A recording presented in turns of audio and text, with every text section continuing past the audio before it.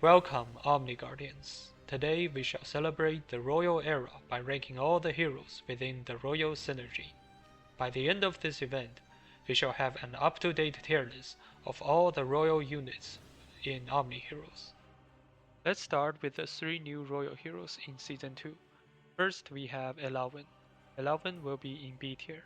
Her most notable ability is that when she's deployed, allies have a 10% chance to gain Sanctuary and Awakening when crit. The problem with this passive effect is that the 10% probability is too low, and it only applies to the heroes who land the critical hit, instead of applying to your whole team like the passive of Karnak and Katrina. The only way to reliably trigger this is with Eudora, because her ultimate is splitted into 10 instances. But let's say your Eudora actually gains a Sanctuary effect. It will immediately get popped by the reflect damage she took from the next instance of her ult, so even Eudora can't benefit from it that much. Besides, she's not versatile, she can only be used in Ethereals. But Ethereals has other options that not only is better than Elin but also easy to get. Thus, despite being a prominent new hero, B tier is where she belongs. Next, we have Ophelia. Ophelia will be in A tier. She has 2 unique passive ability. One is that whenever your allies increase max HP, they will also gain attack bonus. This is really good as it increases damage if you can activate it, and there are plenty of HP buff in this game, and they are usually pretty good.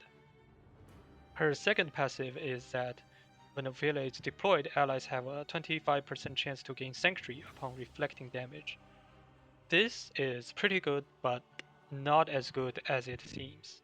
Some people might compare this to Seraphina's passive, where there's a 50% chance to apply 1 blessing each time your allies is attacked.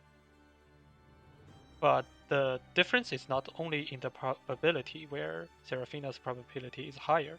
Also, this one is when your units deal reflect damage, and Seraphina's ability is when your allies are attacked. So before your unit takes the damage, she has a chance to apply the blessing, which will prevent your unit from taking the damage and potentially dying. But the reflect damage in this game only take effect when your unit is surviving a damage. So if your unit dies to a damage, then there's no reflect damage and you don't get a Sanctuary. So yeah, Ophelia's passive only gives Sanctuary retroactively if your units survive the damage in the first place. This is not on the same level as Seraphina's passive, which is why I'm putting her in A tier instead of S tier. Next, we have Astrid. Astrid is S tier. You know what? She is better than S tier. She's so good that she deserves a tier of her own. I will call this SS tier and make it blue.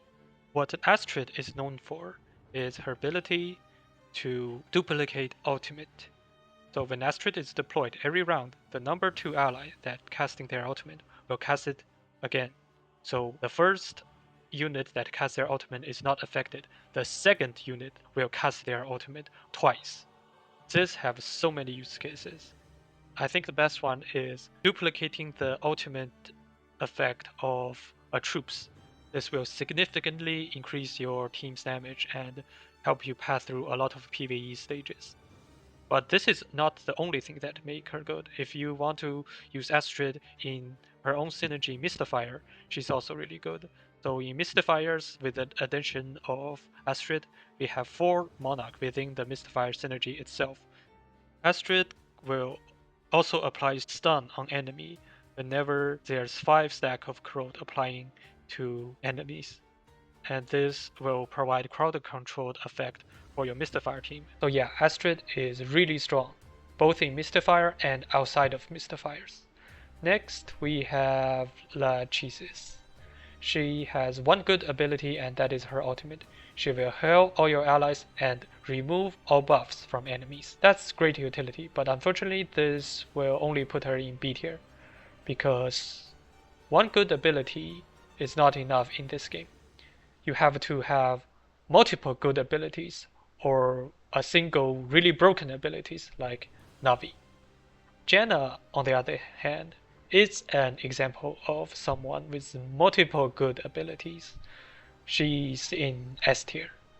Her ultimate deals AoE damage, her active skill deals single target magic damage, and grants shield to 3 lowest health allies, so she provides protection. And her passive is what's really good. So when an ally dies and there's an empty slot, she will summon her sims. She will summon a stranger. And if the stranger were to survive for 2 rounds, they will self-destruct and deal damage to all enemies and has a chance to stun them.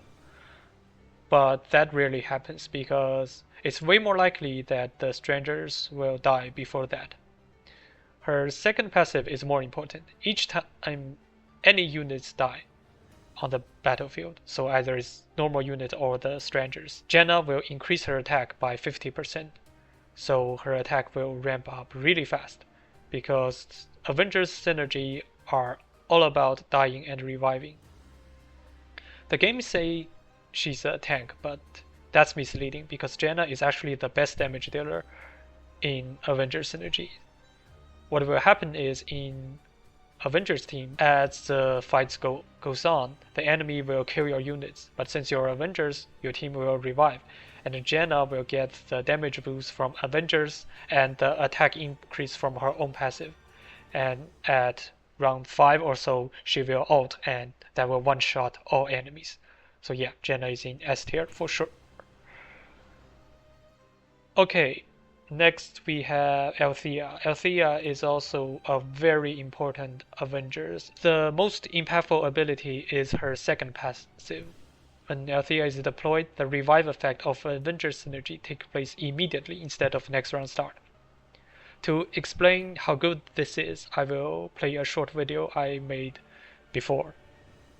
The problem with Avengers in PvP can be shown in this battle right here. If all of your units were killed in one round and they all turn into this little grave, then none of them get to revive and you lose immediately. So how do we solve this problem? Mavis doesn't help because the revive effect of Avenger takes precedent over Mavis's passive ability, essentially locking Mavis in the little grave form before Mavis can trigger her passive ability. Phantom synergy is a solution because the revive effect of the Phantom synergy will take precedent over that of the Avengers, although there's already 3 Phantom units in Avengers themselves. The best solution obviously gonna be Althea, because when Althea is deployed, the revival effect of the Avenger synergy take effect immediately instead of the next round. So yeah, your units reviving immediately will also mean that they get to cast their ability earlier. Like if enemies kill your Jenna before she takes action, even though she will revive. But without Althea, she is basically stunned for a round. But with Althea, she can revive immediately and cast her ability. Althea's other abilities are fairly standard. The active abilities deal damage, and her first passive will increase her HP by 15% when units on either side dies.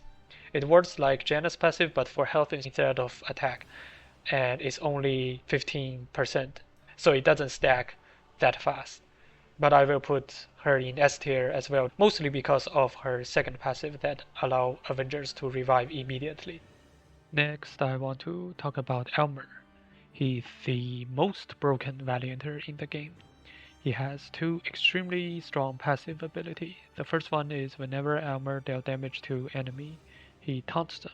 The second one is, as long as there's one other ally alive, Elmer will not die. You can tell the 2 effects are very strong, especially when combined together. His ultimate deals damage to all enemies, which will taunt them due to his passive. Believe or not, he's the only Valianter that have 5 units AoE. His active skill deals damage to a single target, which is reasonable. It's certainly not okay if Elmer straight up have 2 AoE ability that apply taunt.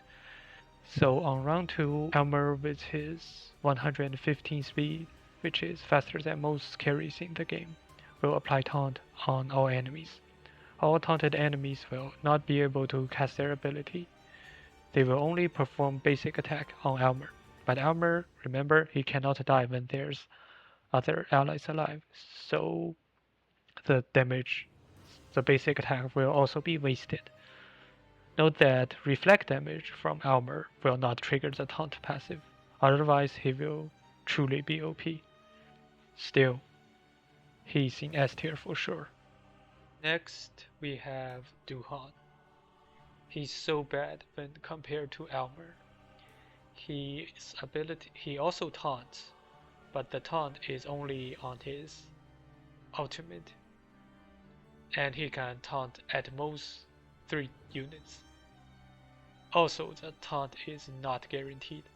It's a 25% base chance and increased by 1% for each debuff enemy has, which basically means a lot of conditions need to be met in order for him to be a worse Elmer.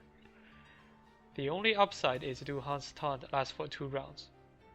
But keep in mind, Duhan doesn't have the death immunity like Elmer, so he can die to the basic attack of the units he taunted. So I will be putting him in D tier. He's just used for his Monarch synergy and Demon synergy in Mistfire team. Yeah. Next we have Arcdina. She's in B tier. So the thing about Arcdina is she doesn't do much. None of her abilities are super impactful. There's the AoE ult that deals little damage and some attack boosts apply on allies, which is not that impactful as well. And there's when she's deployed, allies who are attacked will recover some HP, and it's only up to 2 times per round, which is also doesn't do much. And that's her only passive. Her next passive is just the stats conversion. So she's mostly used for activating the 2 Deviant synergy in Avengers with Jenna. But the thing is, Avengers is with a synergy that need the Deviant synergy the least. Because the Avengers, they can revive, and they want to be revived as early as possible, so you actually want them to die pretty early. The only good thing about Arcdina is if you have her exclusive rune seal is pretty good. So when the ally team's total number of revive is higher than 4, Arcdina will gain repeated revive. So it doesn't say here, but repeated revive means that he will keep reviving as long as there's another unit that is alive. So people theory crafted a combo where she and Elmer can keep each other alive, and it will form an immortal, unkillable team. But this doesn't work exactly as people imagined, because what will happen is Arcdina will turn into a little grave and only revive at next round. Even if you have Aelia, Arcdina will still need to turn into little grave before she can revive the exclusive room effect. So Aelia will make the Avengers synergy revive immediately, but Arcdina's exclusive room will still require her to stay in the little grave form for 1 round before she can revive. And that will give an opening to kill Elmer, and you will lose. Next we have Gloria.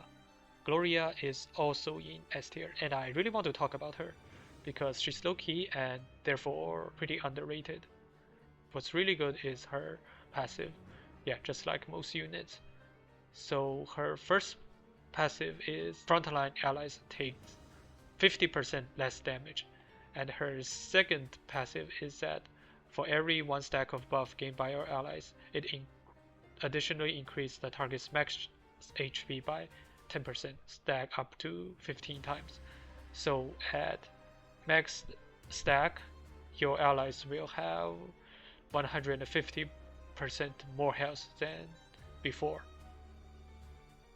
And this is easy to reach because the number of buffs in the game are really high, so everything counts as buff. So attack boost is buff, and holy shield is buff, so everything is a buff. So this basically means your units will have 150% more health And these two effects combined are really good because these two effects scales multiplicatively, which means that if you put your carry in the front 2 row, and in Glorian your carry is Navi, you put your Navi in the front 2 row, front 2 row, the front row, the 2 slot in the front row. If you put your Navi in the front row, your Navi will take 50% less damage, and that she will have 2.5 times the health she has before, and the two effects combined will make your Navi 5 times more tanky than before. So since Glorian already have a super damage dealer Navi, and all Gloria need is survivability, Gloria provide exactly that and provide it extremely well. And I think Gloria is the reason I can stay at Supremacy pretty consistently in Arena. So in my lineup, my Navi and Eudora will not die to their Eudora's ultimate on round 1, but they will die to mine. I think Gloria is in S tier. For the other Glorian Royals, I already discussed them and ranked them in my Glorian deep dive videos. So I'm just gonna put them in without explaining. So S tier, S tier, A tier, A tier. If you want to know why, you can check out that. And that's it for the part 1 of my Royal Hero tier list. The rest I will cover in part 2. So yeah, thanks for watching, subscribe, and stay tuned.